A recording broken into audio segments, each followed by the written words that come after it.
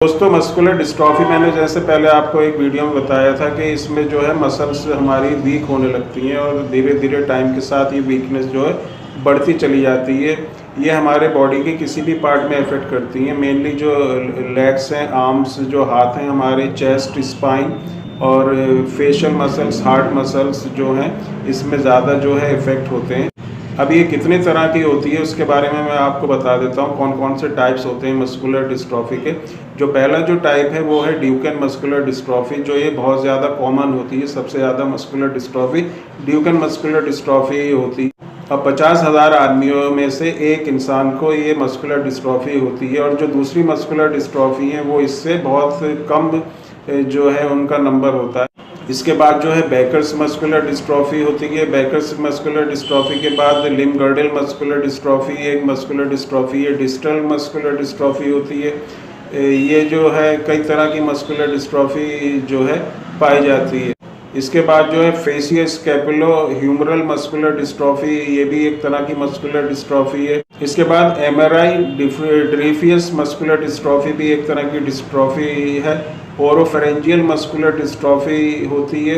Mitochondrial myopathy भी एक तरह की मस्कुलर डिस्ट्रॉफी है। तो ये करीब 8-9 तरह की मस्कुलर डिस्ट्रॉफी पाई जाती हैं, और सबसे ज़्यादा पाई जाने वाली जो है ड्यूकेन और बेकर्स मस्कुलर डिस्ट्रॉफी बहुत ज़्यादा लोगों में पाई जाती है।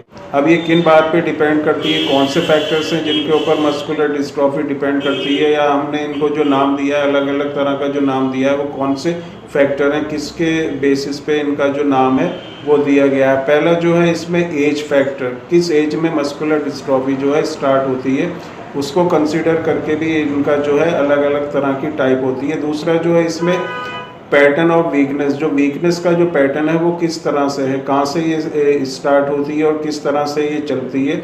और इसके बाद जो speed of muscular weakness, muscles की जो वीकनेस है वो कितनी स्पीड से आगे को बढ़ती है, उनका कितना जो है प्रोसेस जो है फास्ट होता है या स्लो होता है, ये भी एक फैक्टर होता है। इसके बाद जो एक फैक्टर है वो है पैटर्न ऑफ इनहेरिटेंस। तो ये कुछ फैक्टर होते हैं जिनके बेस पे हम मस्कुलर डिस्ट्रॉफी को अलग अलग कैटेगरी में डिवाइड करते हैं, या उनके अलग अलग टाइप्स होते हैं।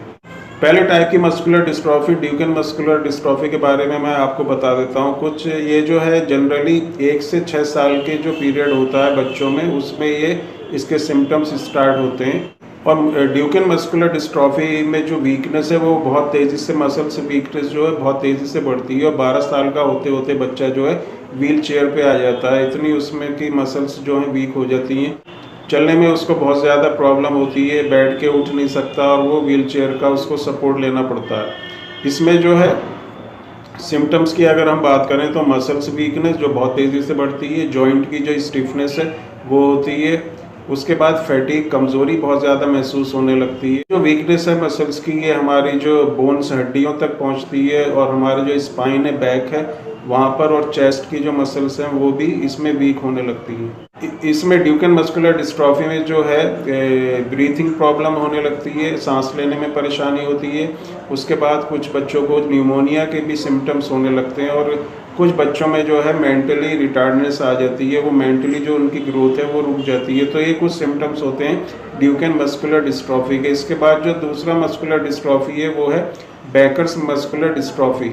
ये जो है ड्यूकेन मस्कुलर डिस्ट्रॉफी से कम होती है, बेकर्स मस्कुलर डिस्ट्रॉफी, और ये 12 साल के आसपास जो है मस्कुलर डिस्ट्रॉफी स्टार्ट होती है।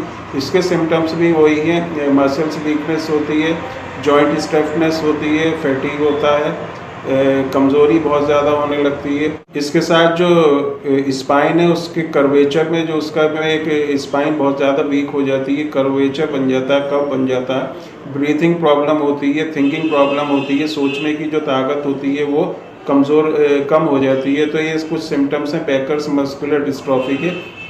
इसके बाद जो मस्कुलर डिस्ट्रॉफी है वो है फेसियो स्कैपुलो ह्यूमरल मस्कुलर डिस्ट्रॉफी। इसमें क्या है, फेशियल और जो शोल्डर मसल्स हैं, जो हमारे चेहरे की जो मसल्स हैं और हमारे जो शोल्डर की मसल्स हैं, वो बहुत ज़्यादा वीक हो जाती हैं, और उसमें जो है इतनी वीक हो जाती हैं कि हाथ उठाने में भी जो है प्रॉब्लम होती है। जिसको ये फेसियो स्कैपुलो ह्यूमरल मस्कुलर डिस्ट्रॉफी होती है, वो अपने हाथ को भी पूरी तरह से ऊपर को नहीं उठा सकता। ये जो मस्कुलर डिस्ट्रॉफी है ये मेनली जो अपर पार्ट होता है हमारा, चेस्ट हुआ, शोल्डर हुआ, फेस हुआ, इसको जो है इफ़ेक्ट करती है। और ये 10 से लेके 26 साल में कभी भी ये मस्कुलर डिस्ट्रॉफी के सिम्टम जो है अपीयर हो सकते हैं। इसके बाद जो मस्कुलर डिस्ट्रॉफी है वो है लिम्ब गर्डल मस्कुलर डिस्ट्रॉफी, जो हमारे हिप एरिया में और शोल्डर एरिया में जो है इस तरह के सिम्टम्स होते हैं। लिम्ब गर्डल मस्कुलर डिस्ट्रॉफी का जो है ये अर्ली चाइल्डहुड, जो बच्चा होता है 3 साल, 4 साल, 5 साल का, या अर्ली एडल्टहुड 16, 17, 15 साल में भी इस तरह के जो सिम्टम्स हैं वो स्टार्ट हो जाते हैं। इसका जो मसल्स वीकनेस है वो हमारे हिप एरिया में, पेल्विक एरिया में जो है स्टार्ट होता है। उसके बाद जो है ये शोल्डर एरिया और दूसरे बॉडी पार्ट्स में जो है ये मसल्स वीकनेस जो है स्प्रेड होने लगती है और बढ़ने लगती है। इसके बाद जो एक और मस्कुलर डिस्ट्रॉफी है वो है हेमराइड रेडियस मस्कुलर डिस्ट्रॉफी, और ये मेनली जो है लोअर लेग, जो हमारी टांग का जो लोअर नीचे का जो पार्ट है उसमें, या फिर हमारा अपर आर्म, जो आर्म है हमारा उसके जो अपर पार्ट में, या शोल्डर में, या फेस में, फेस जो हमारा चेहरा उसकी जो मसल्स हैं वीक होने लगती हैं। चेस्ट की भी मसल्स वीक होने लगती हैं, जिसकी वजह से जो है सुनने में प्रॉब्लम होती है। आँखों को, आईलिड्स के जो पलकें होती हैं उनको बंद करने में, खोलने में प्रॉब्लम होती है। मेनली जो ये लोअर लेग और अपर आर्म्स या upper part of the body को ये इफेक्ट करता है। हेमराइड रेडियस मस्कुलर डिस्ट्रॉफी का एक और जो सिम्टम है वो ये है कि इसमें जो है मसल्स का जो कॉन्ट्रैक्शन या शॉर्टनिंग ऑफ द मसल्स जो हैं सिकुड़ने लगती हैं। उसके बाद जो है weakness of the muscles start होती है। पहले जो मसल्स हैं वो कॉन्ट्रैक्ट करेंगी, उसके बाद जो है वो वीकनेस उसमें जो है स्टार्ट हो जाएगी। ये एक सिम्टम होता है हेमराइड रेडियस मस्कुलर डिस्ट्रॉफी। इसके बाद जो एक और मस्कुलर डिस्ट्रॉफी है वो है ओरोफेरेंजियल मस्कुलर डिस्ट्रॉफी, जो हमारे चेहरे की जो मसल्स हैं उनको बहुत ज़्यादा इफेक्ट करती है, जिससे हमें खाना खाने में प्रॉब्लम होती है, बोलने में प्रॉब्लम होती है, सुनने में प्रॉब्लम होती है, आँखों को खोलने में, बंद करने में प्रॉब्लम होती है।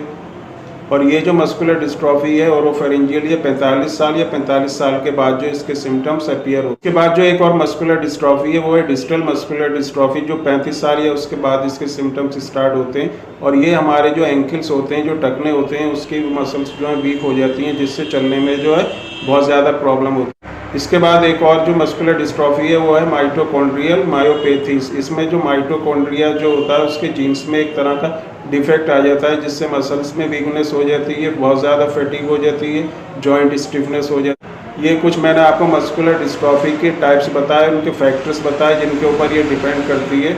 अगर आपको मस्कुलर डिस्ट्रॉफी की प्रॉब्लम है और आपने जगह जगह इसका इलाज किया है और कोई इम्प्रूवमेंट नहीं मिला है, तो आप हमारा homeopathy combination formula for muscular dystrophy try करके देख सकते हैं। इसमें आपको जो है मसल्स की जो वीकनेस है वो आगे नहीं बढ़ेगी और धीरे धीरे इसमें इम्प्रूवमेंट भी दिखाई देगा।